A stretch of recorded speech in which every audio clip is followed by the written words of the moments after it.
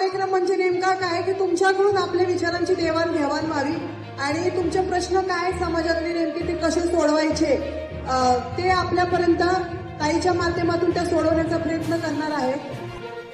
नमस्कार, मी मोहिनी मोहिते, पुणे 24 तास या न्यूज चॅनलमध्ये आपले सर्वांचे स्वागत। भवानीपेठ काशीवाडी डायस प्लॉट प्रभाग क्रमांक 22 मध्ये विकासाचा नवा अध्याय सुरू झाल्याचे चित्र आपल्याला पाहायला मिळत आहे। नवनिर्वाचित नगरसेविका माननीय मृणाल बापूसाहेब कांबळे यांनी 3 फेब्रुवारी 2026 रोजी लक्ष्मी बाजार भवानीपेठ येथे भव्य स्नेहसंवादाचे आयोजन केले।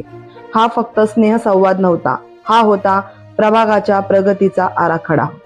सार्वजनिक गणेशोत्सव मंडळे, राजकीय, सामाजिक आणि धार्मिक संस्थांचे पदाधिकारी आणि असंख्य कार्यकर्ते मोठ्या संख्येने या संवादासाठी उपस्थित होते। प्रभागातील वस्ती भागांमधील मूलभूत समस्यांचा पाडा यावेळी मांडण्यात आला। रस्ते, पाणी, स्वच्छता, बेरोजगारी, तरुणांमध्ये मधील वाढती व्यसनाधीनता आणि अवैध धंद्याबाबत तीव्र नाराजी व्यक्त करण्यात आली। तिथं लोकांनी अतिक्रमण केलेलं आहे, काही लोकांनी बंद गाड्या आहेत। रात्रीचं टायमेला जर आमच्या गल्लीतून अगोदर गिरणी होती, ती गिरणी तर बंद झाली, पण आता रात्री तिथं जर एखाद्या महिलेला जायचं म्हटलं तर अक्षरशः भीती वाटते।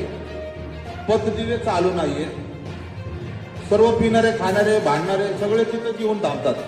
महात्मा ज्योतिबा फुले मंडळाच्या मागील बाजूस ते शौचालय इतक्या घाण प्रमाणात असते की तिथल्या नागरिकांना त्याचा खूप त्रास होतोय।